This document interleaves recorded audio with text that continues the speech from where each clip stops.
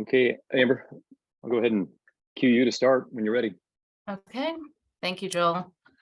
Well, thank you, everyone. Good morning. Welcome to the ARPA for Arts and Culture Rebuilding the Sector webinar, hosted by the Oklahoma Arts Council, the state agency for the arts, in conjunction with Oklahomans for the Arts, the state arts advocacy organization.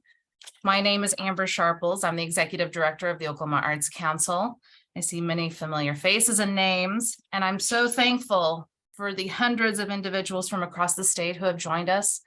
Thank you for carving time out of your schedule to have this conversation and join to collectively to talk about the status of our sector, as well as the status of ARPA funding for the arts.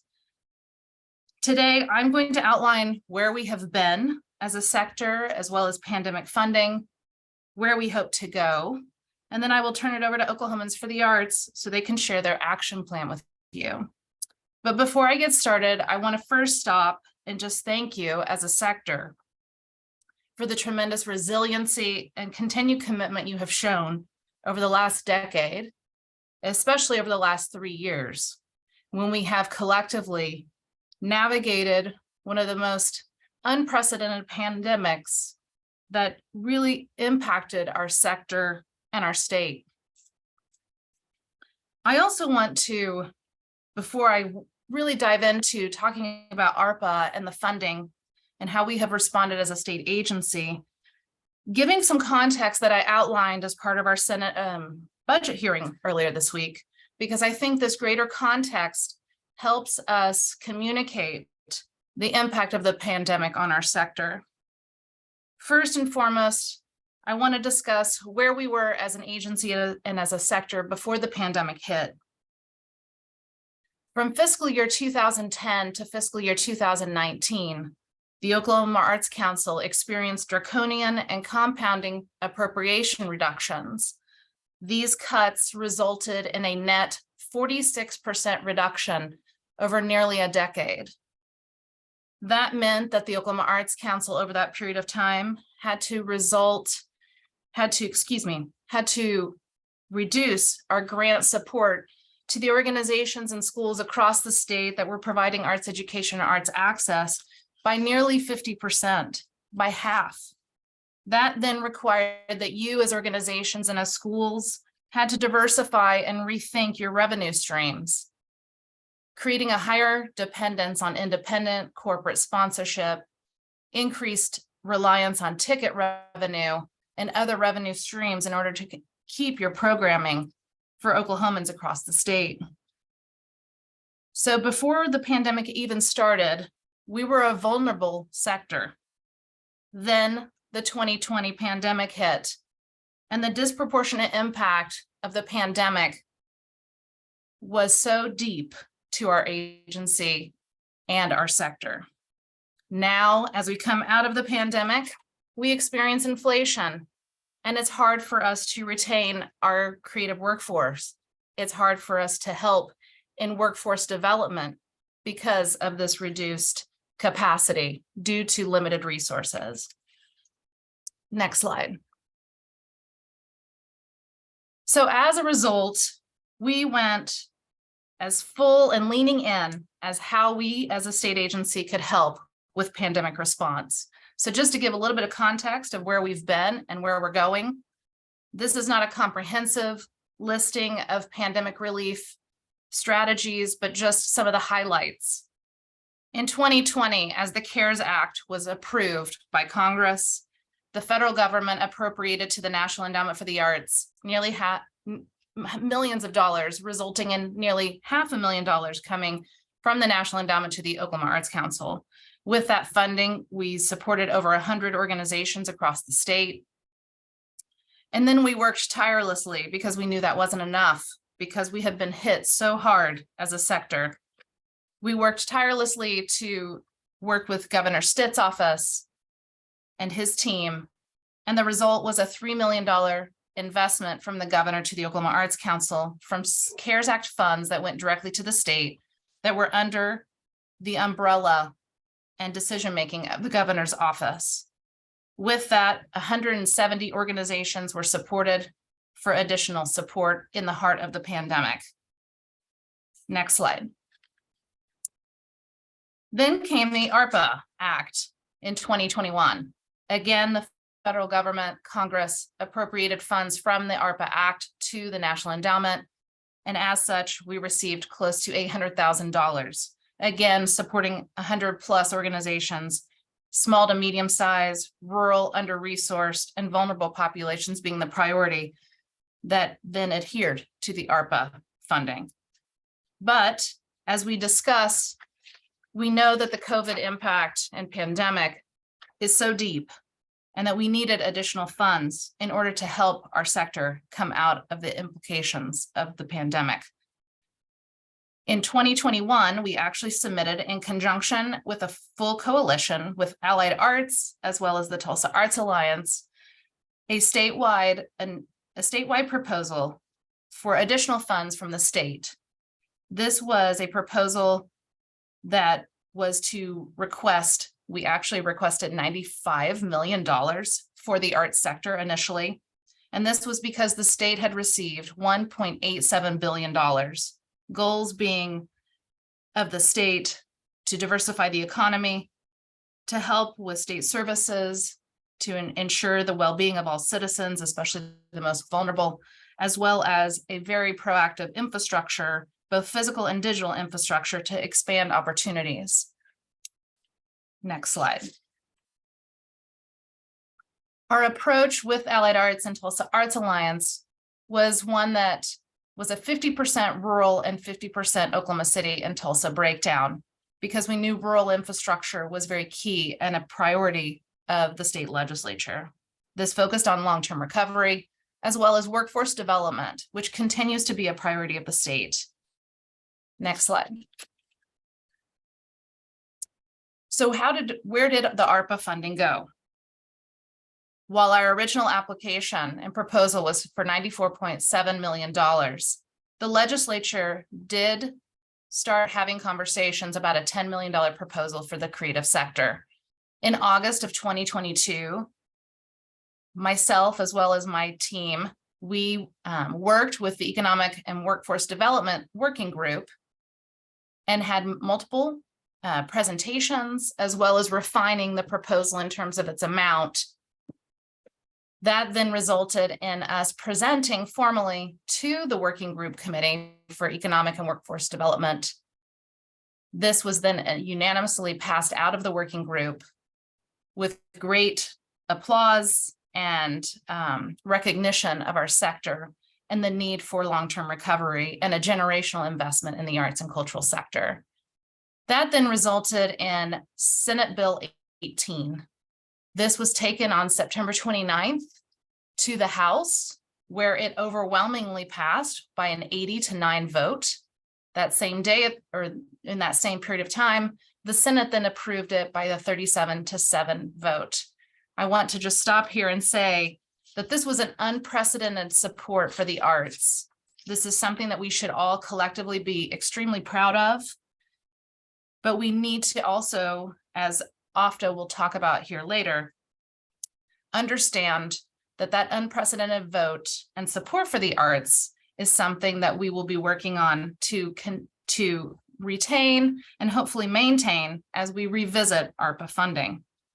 Unfortunately, a few days later, on October 5th, the governor vetoed one of three proposals, ours being one of them. The other proposals were the Oklahoma Educational Television Authority, OETA, as well as an additional $6 million for Homeland Security and some other aspects of infrastructure dealing with emergencies. Next slide, please. So what do we know now? Earlier this week, a separate ARPA Oversight Committee, which was just recently created as a body to provide transparency and accountability related to the ARPA funding and how it's being used, met. This body discussed the remaining funds that the remaining ARPA funds that remain for the state to still encumber or promise and also allocate. There is approximately $200 million left $95 million that is still being discussed for DHS, $80 million that is retained in the Economic and Workforce Development Working Group. This is the working group that we presented in front of in our original ARPA proposal came out of.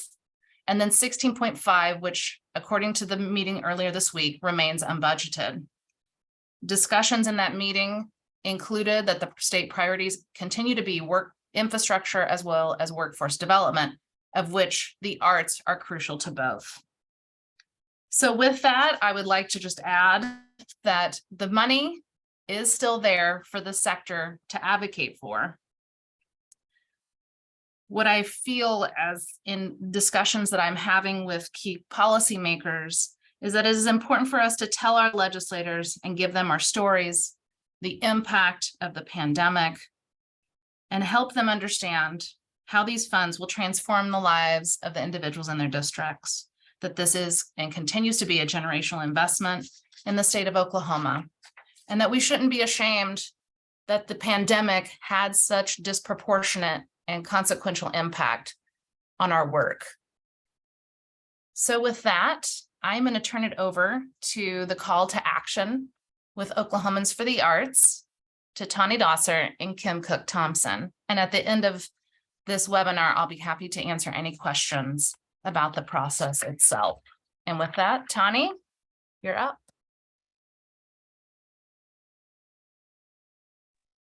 Thank you, Amber. Yes, the call to action is very important. If you can switch to the next slide. What we need from you is to call your senator and representative. Make sure they're the state and not the federal.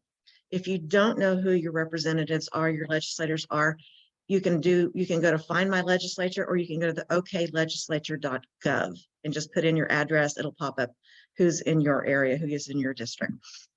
Make sure you thank them, because we want to, that's the most important thing right now, is just to thank them for what they've done, and then ask them to please revisit it during this session. It's the money that we would get is not only important to the arts and culture sector, but also the Oklahoma's economy. And we want to make sure that we drill that in and make sure that they understand that. Tell them how the pandemic affected your organization. Give them a personal story. But I'll tell you, make sure you call. That's the best way to reach the legislator and make sure you get your point across and make sure they understand how much this means to you and to your communities. Another way of just visiting with your legislators is make sure you come to the Arts and Culture Day on Wednesday, April 19th. Now this ARPA ask right here, we need to make sure we do that right now. This is very important. It's very timely. So call your legislators, and make sure that you thank them and let them know how it impacts you and how it impacts your community. Kim?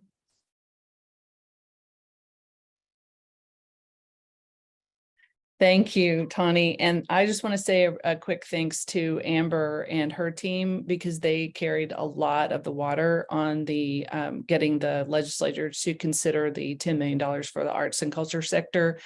Back in September of last year, they did the yeoman's work on this, and I really appreciate their efforts then and their continuing efforts now, including putting this webinar together today.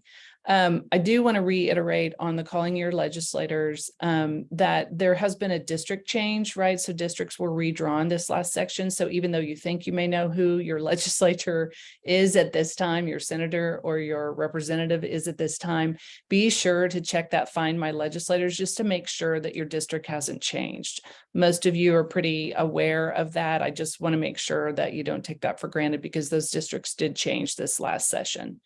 And then reiterating what Tawny said, please be sure to thank them, because as Amber pointed out, many of them, the majority of them were for this. They were for the $10 million, and they were for giving that to the arts and culture sector. So it's really important that they be recognized by us, by the sector that was going to receive that money, that we recognize that they are on our side, and they do believe that this sector is important.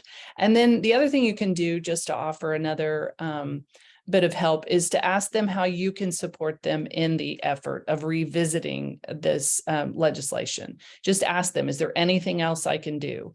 Because they may have an ask of you. That means call someone else. I really don't know what they'll ask you, but it would be a good gesture for you to ask. The question that we have been asked is, should we call the governor's office, since he vetoed the measure in October? And what we're suggesting at this time is no, not at this time.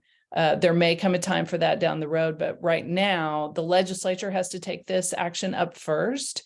And what we want them to just hear from is, we appreciate where they were in the fall of last year.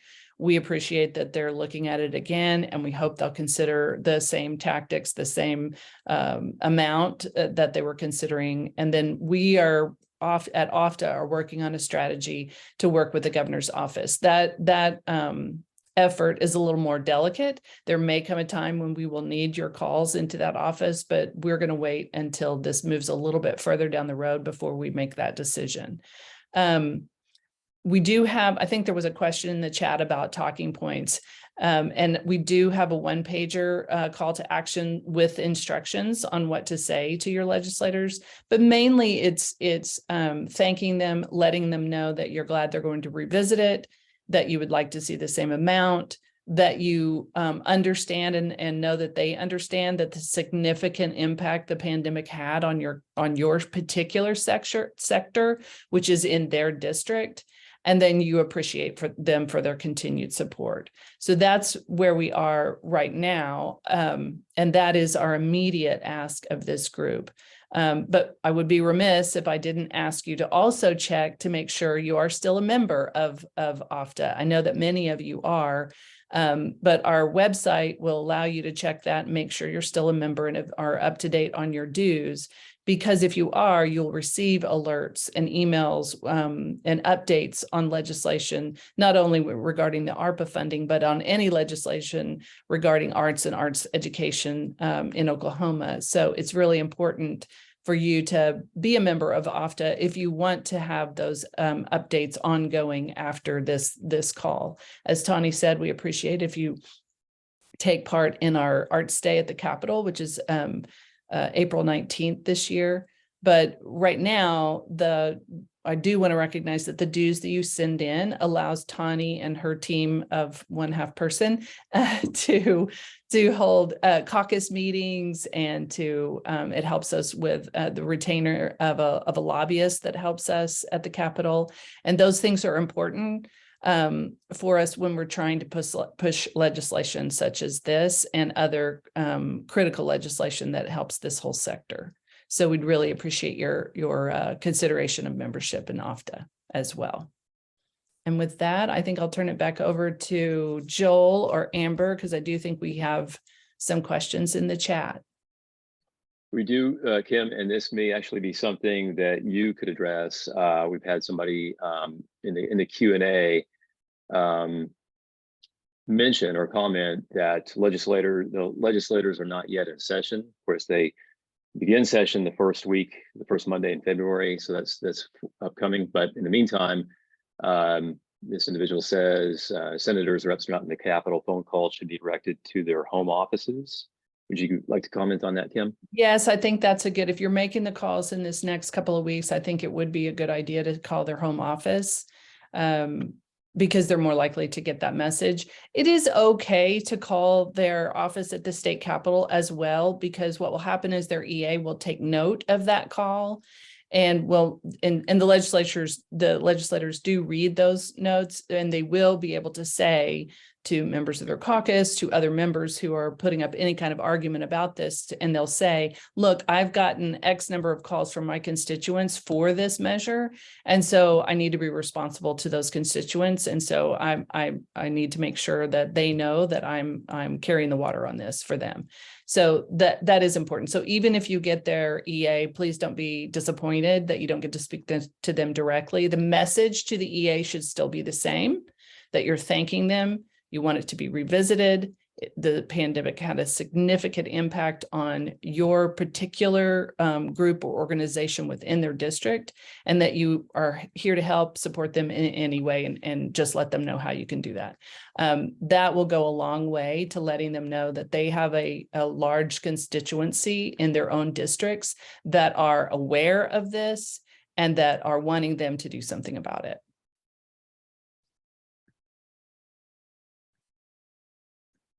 We do have another question, and this is sort of relating to what we're discussing right now, actually. Are there plans for a marketing campaign / public call to action?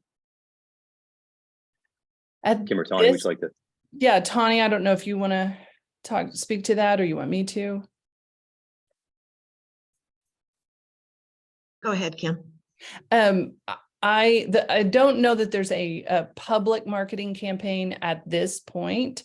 Quite frankly, we have 230 people on the call. If you guys all made a call, that would be a huge effort. Probably we would get more results from just the members of this call making phone calls to the Capitol than we would if we did a marketing campaign. However, it's not out of the realm of possibility that we would do some sort of Facebook advertising and or PR campaign with local TV stations to let people know that we're following this bill, we're tracking this, and that it is important for the arts and culture sector to receive this money.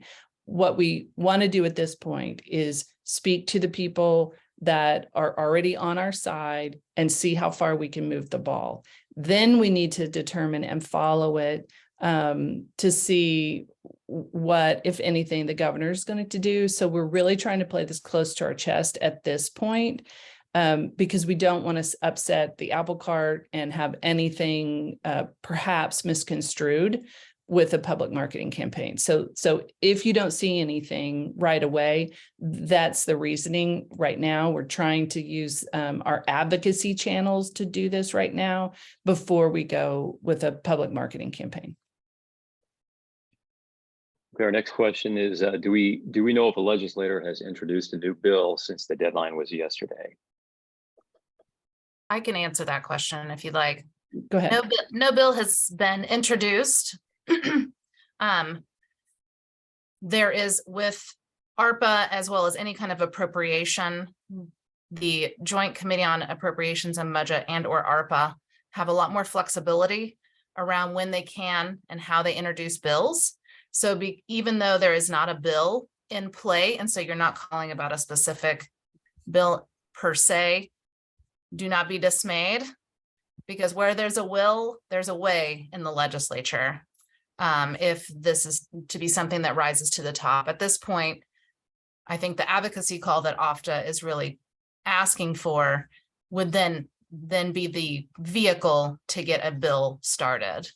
And in fact, when we did our ARPA presentations the last time, in less than 4 weeks, it went from presentation to a bill. So once the momentum and the support is there, the bill is the final result. So the bill doesn't have to be filed in order for you to feel like there's momentum. You all are creating the momentum, and then the bill is the final product. I want to thank you, Amber. I also want to add that I think a lot of you are probably wanting that bill number for reference, right? To say to the EA or to the legislature calling about this particular bill. I think probably if you're wanting that for a reference point, it's really you're calling about the ARPA funding, the $10 million in ARPA funding for the arts and culture sector. That would be your point of reference to that EA if they're taking a note, or to the legislature that you're calling, because they'll know exactly what you're talking about when you reference that.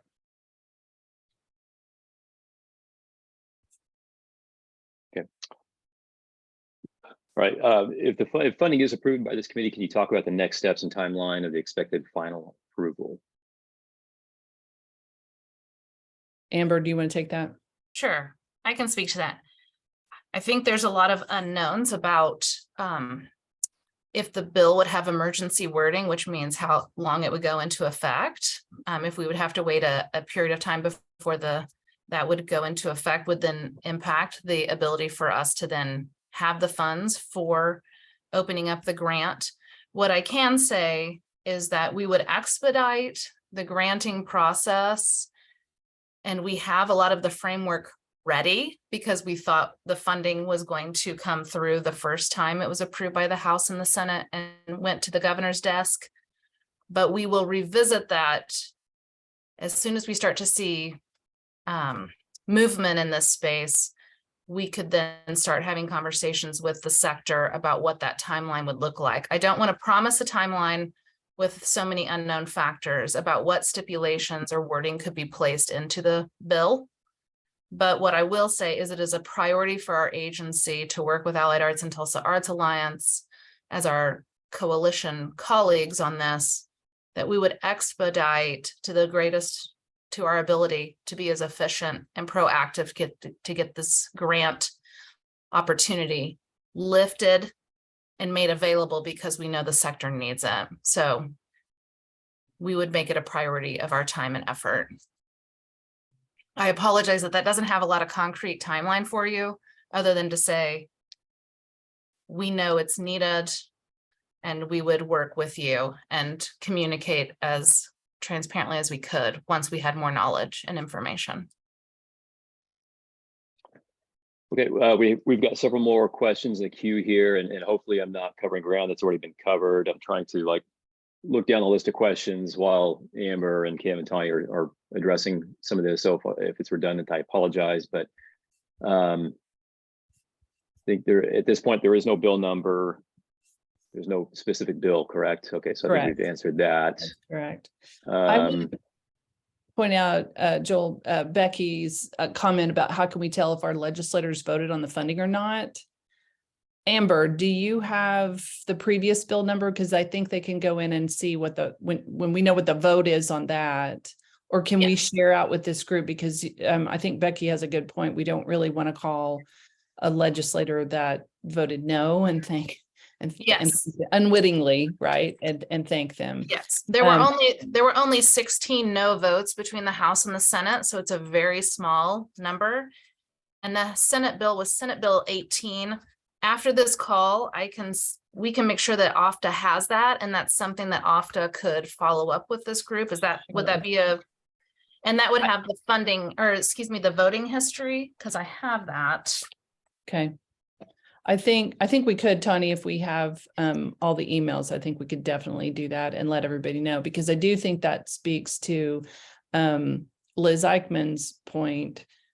Sorry, Joel, I don't mean to jump ahead, but she's asking if it would be helpful to contact the members of the Economic and Workforce Development Work Group.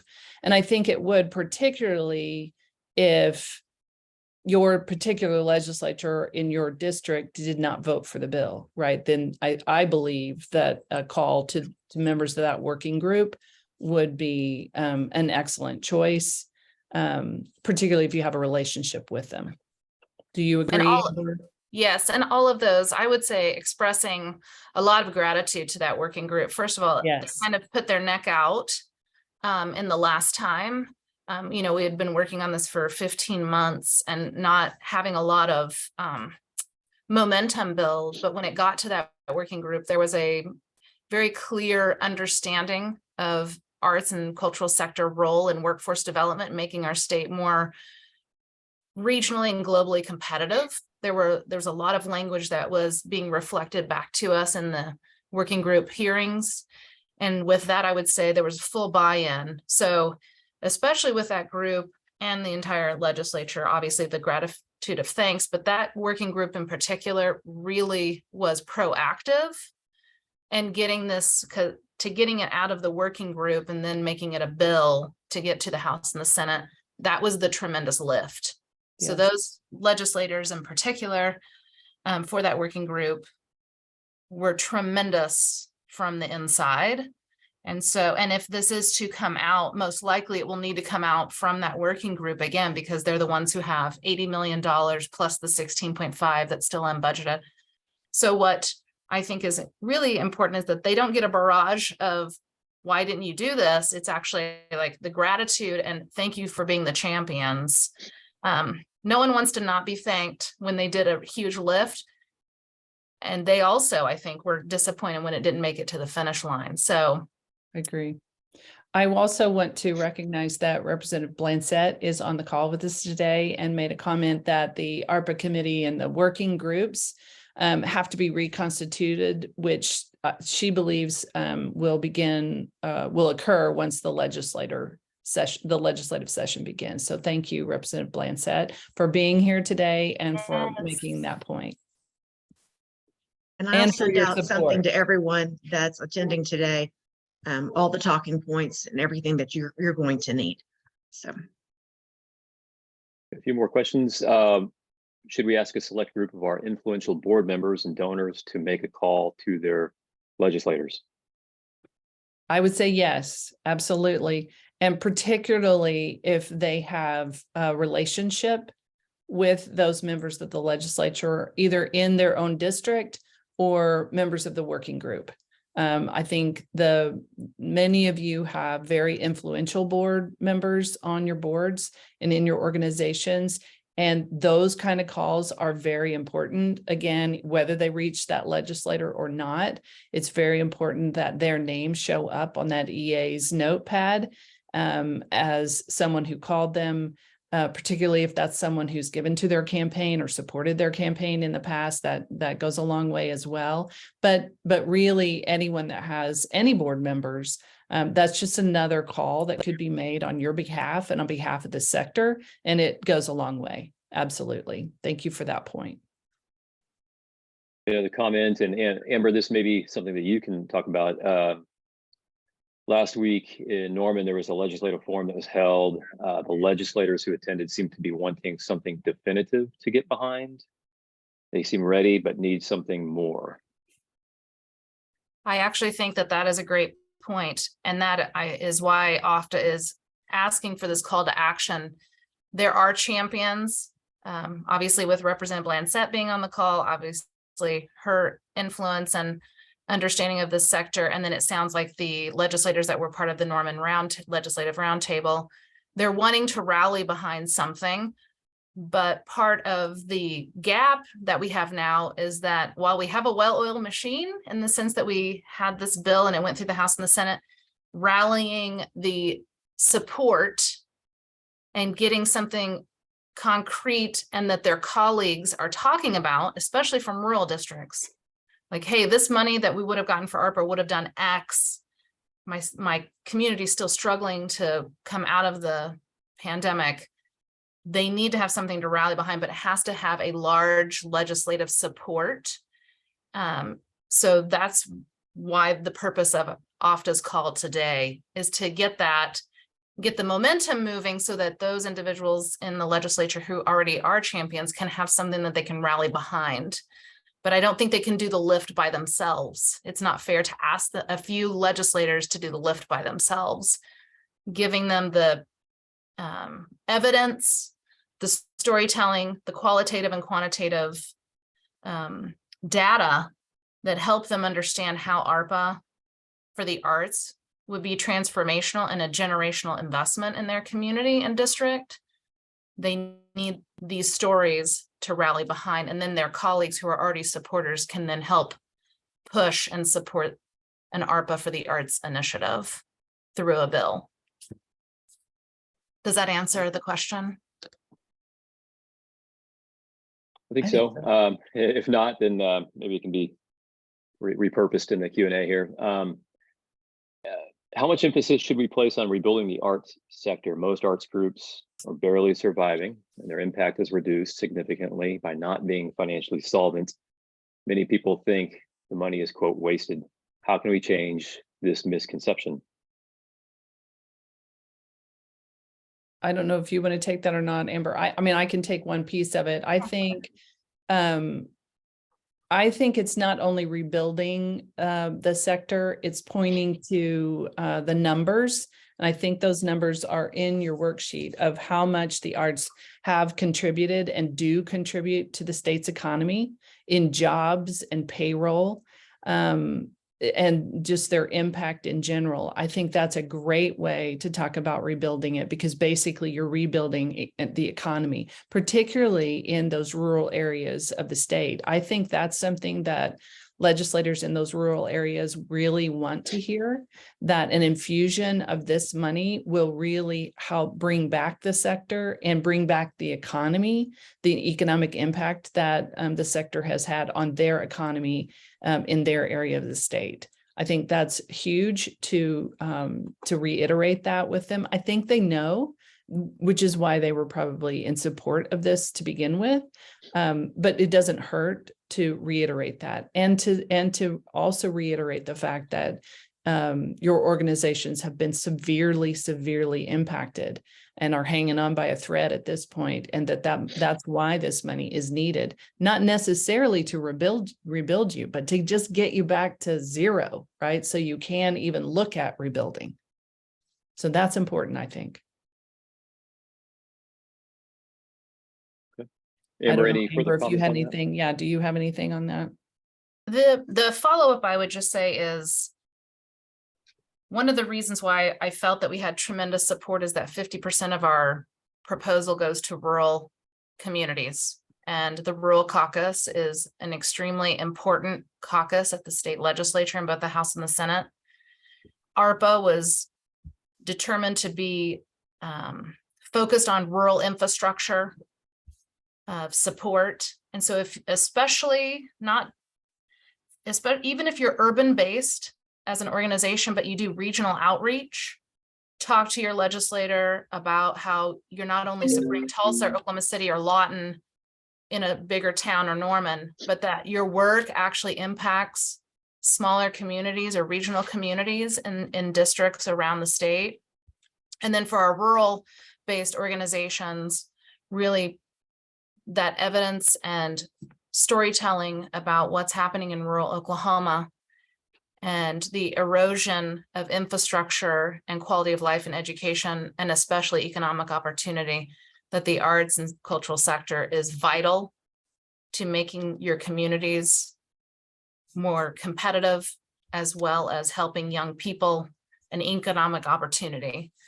I think those stories seem to resonate very heavily and are very compelling with especially our rural legislators.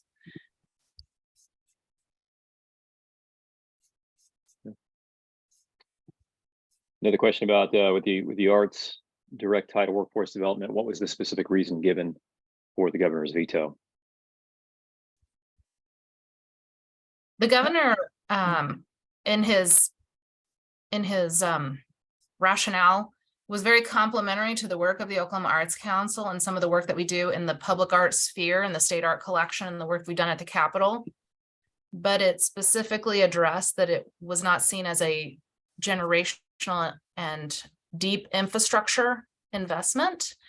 And so I think both with legislative, as you're speaking with legislative members, this is an infrastructure, both people saving jobs in the sector, as well as helping to build tangible and helping organizations retool their spaces and the ways that they program to actually build a generational infrastructure within the arts is a key talking point. But as Kim said, and I shouldn't have jumped the gun, Kim said that she was going to address that OFTA has a specific strategy with the governor's office. I think right now, focusing on the legislative members is key, and OFTA will really kind of try to address that rationale and see if there's some opportunities to really help with storytelling and case making for an infrastructure through the arts strategy and rationale. I think, again, thank you, Amber. I think that was a great response. I think that was his public response to why. I think there are obviously things going in the background that even we don't know about. And that's why we're trying to play the message to him as close to the vest as possible at this point. That doesn't mean that we won't make an appeal to this group at some point in time in the future. But right now, that is something that I think we need to be a little bit more cautious around. And I will say, the more we call and the more calls that the legislators get, the more they will feel compelled to make that case for us, for the governor as well. And so that's why, again, it's important, even though we're not making calls to the governor's office at this time, those calls to your legislators, they matter because they will carry that message forward. But I do believe that there, regardless of what the public comment was in his reasoning, there is a behind the scenes, and it has a lot to do with just the politics of the situation that we may or may not have a lot of control over, or not have had a lot of control over at that point, which means the most we can do is lobby our legislators and tell them thank you for carrying that water for us. Kim and Tawny, there's been a question about whether or not people can access the data used to make a case. Some of the data that we're talking about here. Oh, the numbers. Yes. Tawny, can you put that in that would be the impact numbers of the arts and culture sector on the state? I think we have those. Yeah, I'll put those. I'll see if I can grab and stick them in the chat. Otherwise, I'll send them out with everything else. If I can't, I'll put them in there. Okay.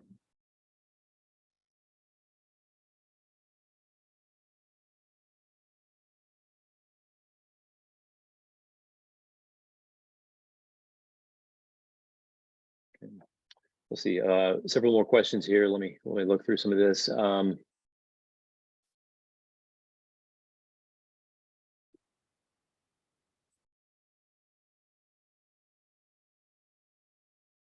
It's a question about would we like a copy of a letter that's written to the legislators? It says, I'm presuming that you would like a copy of a letter we write to the legislators. Maybe I'm misunderstanding this question.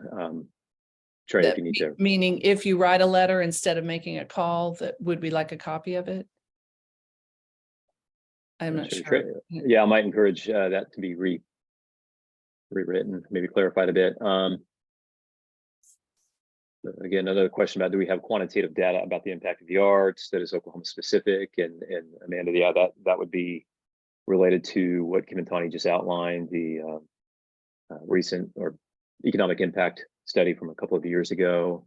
It's from several years ago. We did not do an economic impact study, if you'll recall, in 2020 because of the pandemic. We knew the numbers would be would not be great, and we also knew that the agencies that are in charge of giving those numbers to us were already overloaded with their just day-to-day operations, and so we did not do a study at that time. So there will be one coming up, but we do have numbers from, I believe it's 2015 or 2017 that you can use in your talking points on the as data on the impact of the arts in Oklahoma.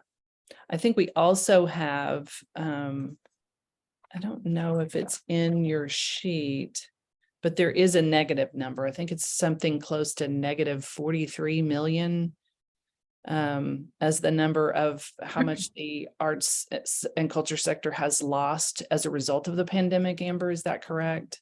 Yes, in the first call to action, when the first go around of ARPA state funds, there was an original call to action that had data showing the pandemic's impact of not only revenue, which was $44 million just from the period of time from March to December 2020. And we could, Joel, I'm sure Tawny still has it, but maybe we could get that to Tawny, and that might be something that could be, that data could be shared as part of the follow-up. So we put all of this information in one place and in one email. So instead of you trying to pull all of these resources, but we did capture, because of the $3 million from the CARES Act that we got from the governor and the 170 organizations that receive funding, we captured data on just the period of time from March to December of 2020. So just talking about during the heart of the pandemic, what the economic implications were, that data is available, and we'll make sure and share that with Tani so that she can share it out to the field. And then you can build on that and talk about the additional on top of, since that time, I'm still feeling X, or whatever your financial loss has been. And then the anecdotal is always very compelling to add with that data about the stories of kids in your community, the programs that are cut, the jobs that you can't fill, etc. But we'll make sure and get that so you have it all in one place. I like your point, Amber, that could be a follow-up to the call. I think the call is the most important thing right now so that we can get their attention. And Yes. then, but the follow-up with the numbers, both from a statewide, maybe region, district, whatever you have, is important. They may or may not use it, but they will log the call, they will count those numbers, and that matters to them. And then if it gets to a point where they have to make an argument to anyone in their caucus or beyond, that's when the fact that you sent those numbers, they can call that up, their EA can call that up and potentially use those in that scenario. We have more questions in the queue. I know we have about 10 more minutes left slated for this, but we'll try to get to as many as we can here. This is a question about the Lieutenant Governor in association with tourism. And art tourism, can we appeal to the Lieutenant Governor and the impact in dollars? I think, in other words, it sounds like to me, what can we do in terms of connecting with the Lieutenant Governor and on this, making a case? Amber, do you want to take that? Sure. And then you can follow up if you have some additional thoughts. So the Lieutenant Governor, Matt Pinnell, who is a big proponent and understands cultural tourism, happens to be our cabinet secretary of the Oklahoma Arts Council. I have kept him and his office and his chief of staff abreast of our proposal and have worked very closely with him. He has been historically very supportive and understanding of why we are making the request, a collective request for this. We've been keeping him up to date. I would say that my gut reaction would be, it is nice to have an additional call, but I would not supplant a call to the Lieutenant Governor.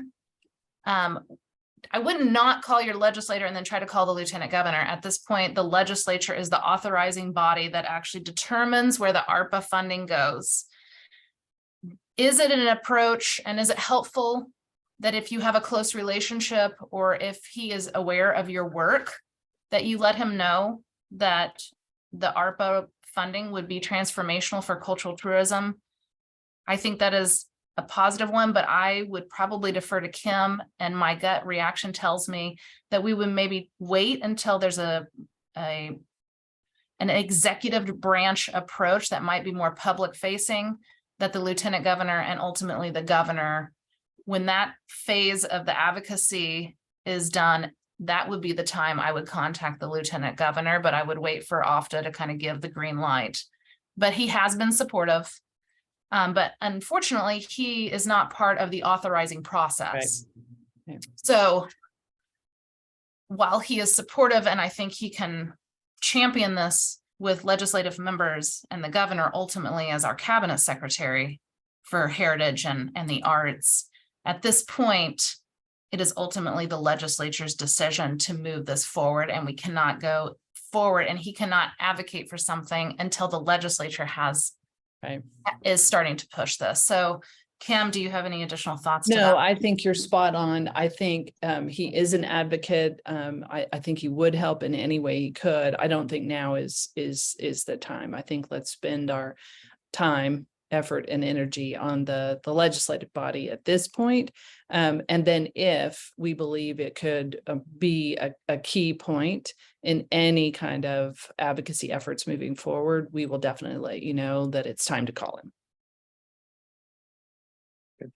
So a question about, would it make sense for somebody to compose a form letter or a script for people to use if they're not comfortable speaking off the cuff?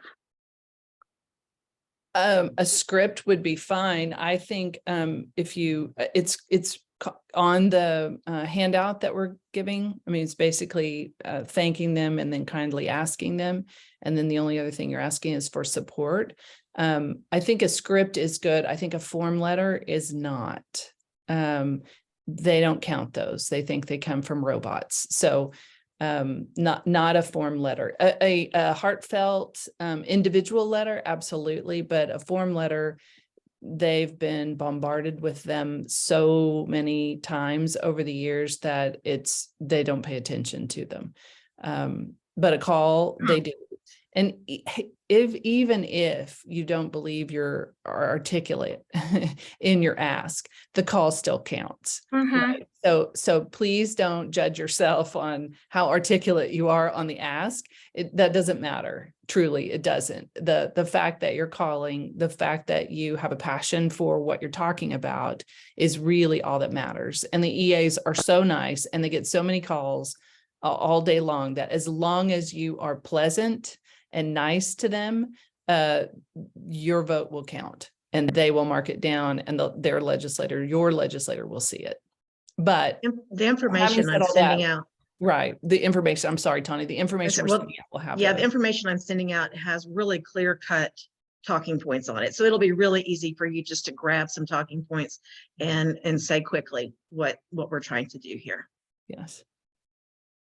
I think, Joel, someone was asking early on if this PowerPoint was going to be shared out. I mean, we could share that out as well because it has the key points to make to your legislator as well. Yes, we'll post this on our YouTube channel, and we can we'll make it available through our newsletter, and then I can send this information to everyone who registered for this today. Okay. Let me see here.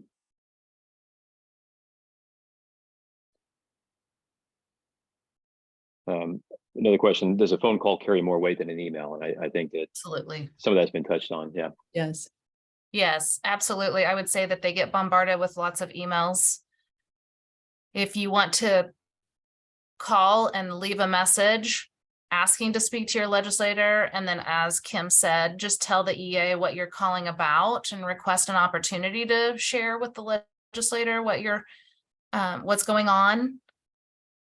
The intimidation is real. Listen, I've been doing this for 10 years and it's real. At the same time, there's a genuine, there really is a genuine desire by individuals who run for office that they want to help their communities. You represent their communities. And so they want to hear from you because that's what they feel their cause is. So they want to be empowered. You're empowering them. Authenticity, just being authentic, telling the story, not being ashamed, being kind. Kindness goes a long way. And then also just saying, being clear, this would be transformative to my organization. And if it's not perfect, don't worry. Right. If you're authentic, that's more important. Email, if you wanted to follow up afterwards and say, I contacted your office, I want to make sure you got that call. I'd love to chat or share this. This is really important to me. I'd love to have a meeting. I think that can be a second touch, but if you only email, it's not personal. Right. So the more calls they get, sometimes just getting 5 calls in one office will rise something from the bottom of a list to the top. So if 200 people called different legislators, there's going to be some chatter at the Capitol about, hey, have you heard? I'm feeling like my district's still struggling. I've heard this. You know, the Tulsa Arts and Humanities Council closed its doors. We're now hearing from the Tulsa Air and Space Museum that it's on the brink, and they're saying this publicly. I'm really worried. This hurts my community, my town. You know, what can we do to resolve this? They start talking to each other, and then it starts to build the momentum. So, Mm-hmm. A couple more quick questions, but let me first mention that I've in the chat, I've actually dropped that call to action one pager that was developed, and it has specific directions for how to proceed from here, basically. So, and again, we'll send this out. We'll make this available online through our newsletter, following up with all the registrants today. But if you want to go ahead and grab that from the chat, it's available now. have a question about the film industry, skilled workers for the TV and movie production in state. Can this be leveraged?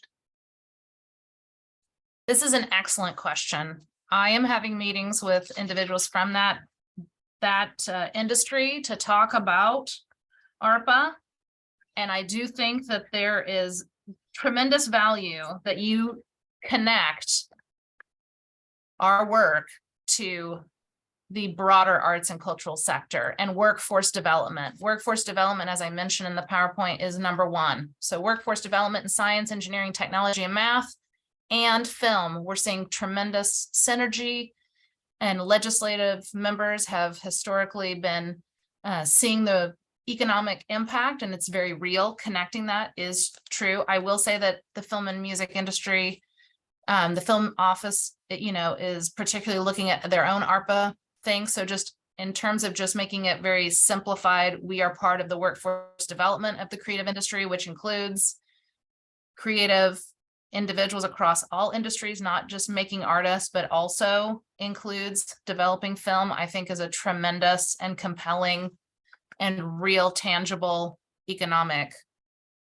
case making. So yeah, and then I'm also having some meetings with some of the key industry leaders to talk about how they're connecting and making sure that they are helping to support the ARPA funding for the arts. So this is something that we are doing as well.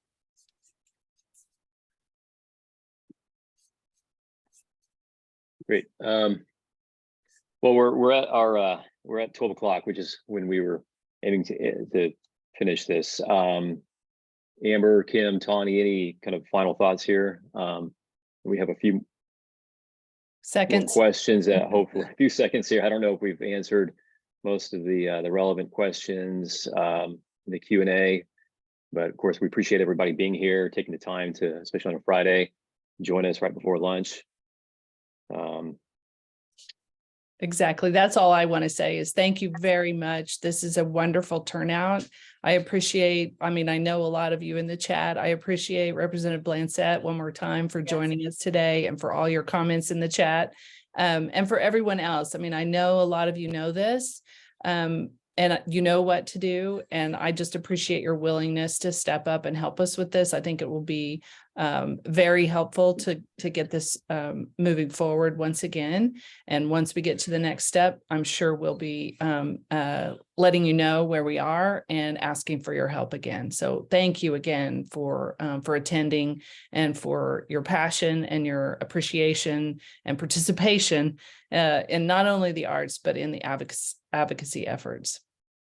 If we didn't have an opportunity to get to your question, if we didn't answer it in full, if you want to reach out to me, I can get it to the right place. I'm sure Tony and Kim as well with Oklahoma City Arts, but feel free to send it directly to me and I can get it to the right place. And it's our website at arts.ok.gov, and we'd be happy to get you an answer. Thank you again, and we look forward to keeping you all updated. And I just want to reiterate what Kim said.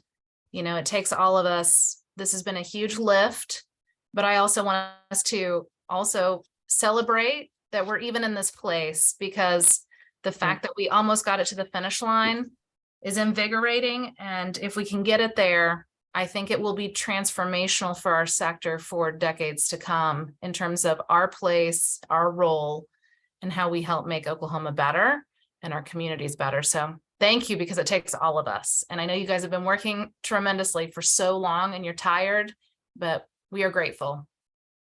Absolutely. Thank you. Yes. Thank you all. Thank you. Have a good Friday.